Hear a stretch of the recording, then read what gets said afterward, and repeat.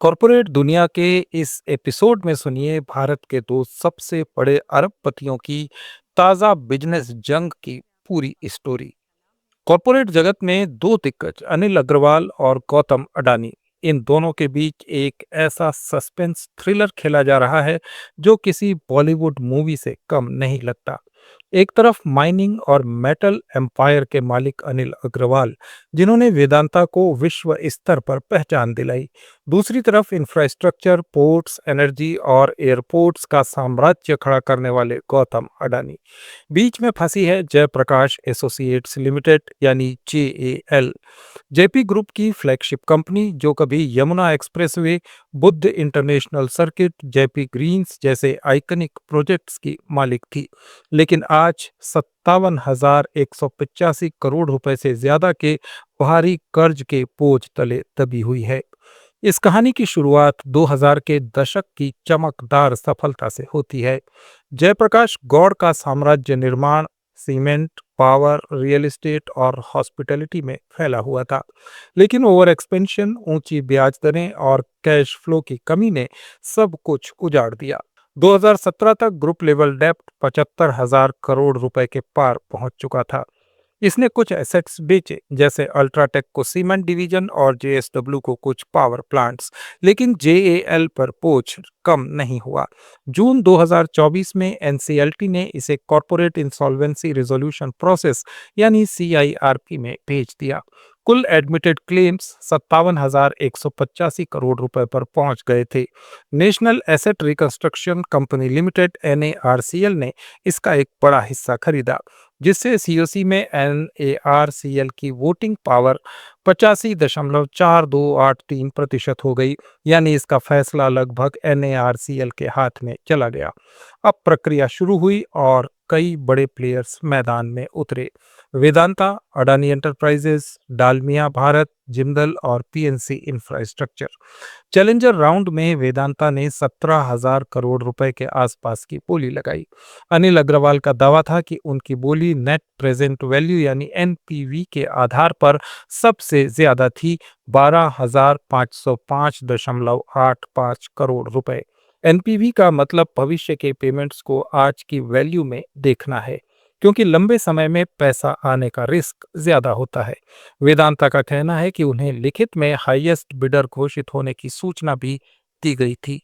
अनिल अग्रवाल ने बाद में सार्वजनिक रूप से कहा कि हमने जीता था, लेकिन फैसला पलट दिया गया। दूसरी तरफ अडानी एंटरप्राइजेस की बोली 14,535 से 14,543 करोड़ रुपए की थी। इसमें अपफ्रंट कैश पेमेंट करीब 6,000 से 6,005 करोड़ रुपए था और बाकी 2 साल में चुकता करना था। कुल रियलाइजेबल वैल्यू क्रेडिटर्स के लिए लगभग 15,343 करोड़ रुपए बताई गई। नवंबर 2025 में सीओसी की 23वीं मीटिंग में अडानी के प्लान को 93.81% वोटिंग शेयर के साथ मंजूरी मिल गई। एनसीएलटी की इलाहाबाद बेंच ने 17 मार्च को इस प्लान को अप्रूव कर दिया और वेदांता की आपत्तियों को खारिज कर दिया गया। बीडीओ की एवेल्युएशन में अडानी को अपफ्रंट रिकवरी पर 29.30 का स्कोर मिला, जबकि वेदांता को 18.51, जबकि एनपीवी में वेदांता आगे था। कुल स्कोरिंग में अडानी 89.76 और वेदांता 75.60 पर रहा। एनसीएलटी ने कहा कि आईबीसी के तहत सीओसी की कमर्शियल विजडम पर कोर्ट का दखल सीमित है। यह फैसला आते ही वेदांता ने इसे कमर्शियल कॉन्स्पिरेसी करार दे दिया। उन्होंने आरोप लगाया कि उनकी बोली को ठीक से नहीं समझा गया, क्लैरिफिकेशन का मौका नहीं दिया गया और 8 नवंबर 2025 को सबमिट किए गए एडेंडम, जिसमें अपफ्रंट कैश बढ़ाकर 6,563 करोड़ रुपए करने की पेशकश थी, को प्रोसेस नोट के उल्लंघन बताकर खारिज कर दिया गया। वेदांता का तर्क है कि अगर हाईएस्ट एनपीवी वाली बोली ठुकराई जा रही है, तो आईबीसी का मूल मकसद मैक्सिमाइजेशन ऑफ वैल्यू कहा गया। अनिल अग्रवाल ने भगवत गीता का हवाला देते हुए कहा कि वे एसेट से अटैच नहीं हैं, लेकिन सच्चाई को सामने लाएंगे। उन्होंने भारत की इंसॉल्वेंसी प्रक्रिया की ट्रांसपेरेंसी पर सवाल उठाया। 22-23 मार्च 2026 को वेदांता ने एनसीएलटी में अपील दायर की। 25 मार्च को एनसीएलएटी की चेयरपर्सन जस्टिस अशोक भूषण और टेक्निकल मेंबर वरुण मित्रा की बेंच ने इंटरिम स्टे देने से मना कर दिया, लेकिन ये भी कहा कि अडानी प्लान के तहत कोई भी कदम अंतिम फैसले के अधीन होगा। कोर्ट ने सीओसी से एक हफ्ते में जवाब मांगा और मामले को इस साल 10 अप्रैल को सुनवाई के लिए लिस्ट कर दिया। वेदांता के वकीलों ने तर्क दिया है कि इस प्रक्रिया में अनियमितताएं थीं और हाईएस्ट वैल्यू वाली बोली को नजरअंदाज किया गया। कहानी यहीं से रोचक हो जाती है। क्या ये सिर्फ 2 अरबपतियों की बोली की लड़ाई है या कोई और गहरा खेल चल रहा है? क्या एनएआरसीएल की 85% से ज्यादा वोटिंग पावर ने फैसला पहले से ही तय कर दिया था? अपफ्रंट कैश की प्राथमिकता क्यों दी गई जबकि वेदांता का एनपीवी ज्यादा था? जेएल के पास क्या क्या खजाना है? 5.6 MTPA cement capacity, 12 limestone mines, 289 megawatt के कैप्टिव पावर प्लांट, एनसीआर में सैकड़ों एकड़ लैंड बैंक जिसमें JP greens international sports city शामिल है और 200 मिलियन से ज्यादा स्क्वायर फीट डेवलपमेंट का पोटेंशियल।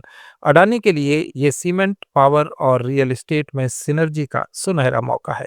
वेदांता के लिए माइनिंग और एनर्जी पोर्टफोलियो को मजबूत करने का अवसर। लेकिन देखना रोचक होगा कि फैसला किसके पक्ष में जाएगा। विश्लेषक 2 खेमों में बटे हैं।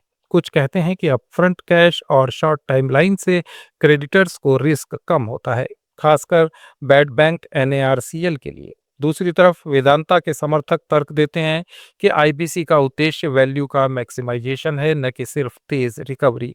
अगर हाईएस्ट बिडर को बार बार नजरअंदाज किया गया तो स्ट्रेस्ड एसेट्स में निवेशकों का भरोसा कैसे बनेगा? अनिल अग्रवाल ने हाल ही में कहा कि उन्हें लिखित कंफर्मेशन मिला था, लेकिन बिना पर्याप्त कारण बताए फैसला बदल दिया गया। अभी ये कहानी अधर में लटकी हुई है। 10 अप्रैल को एनसीएलएटी में इसकी अगली सुनवाई होगी। अगर वेदांता की अपील मंजूर हुई तो पूरी प्रक्रिया दोबारा से शुरू हो सकती है, नहीं तो अडानी जेएएल को अपने कंट्रोल में ले लेंगे और जेपी ग्रुप की विरासत एक नई दिशा में जाएगी। ये मुकाबला सिर्फ 2 बड़े ग्रुप्स का नहीं बल्कि भारतीय इंसॉल्वेंसी सिस्टम की भी परीक्षा है, जहां नंबर्स के पीछे पेमेंट की टाइमिंग, रिस्क, सिनर्जी और शायद कुछ अनकहे इक्वेशंस भी काम करते हैं। दोनों ही बिजनेसमैन भारत की इकोनॉमी के बड़े पिलर है। अनिल अग्रवाल ने वेदांता को कर्ज मुक्त बनाने और ग्लोबल रूप देने का सफर तय किया है। गौतम अडानी ने चुनौतियों के बावजूद इंफ्रास्ट्रक्चर में अभूतपूर्व निवेश किया है।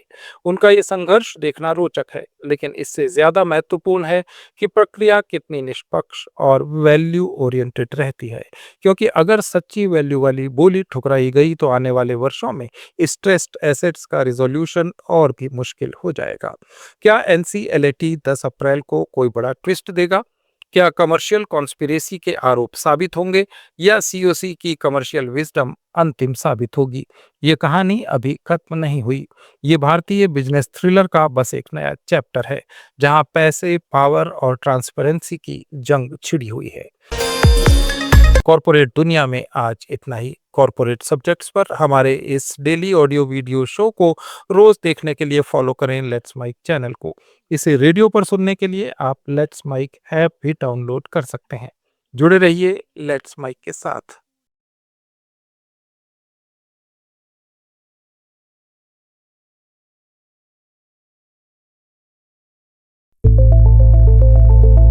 It's time for news. It's time for more than radio. Presenting the first radio news app, Let's Mike. Let's Mike, a news-based app on your phone where you get to watch and listen news, talk shows, interviews, radio show podcasts.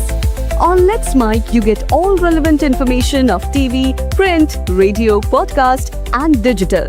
Let's Mike talks about every segment of life.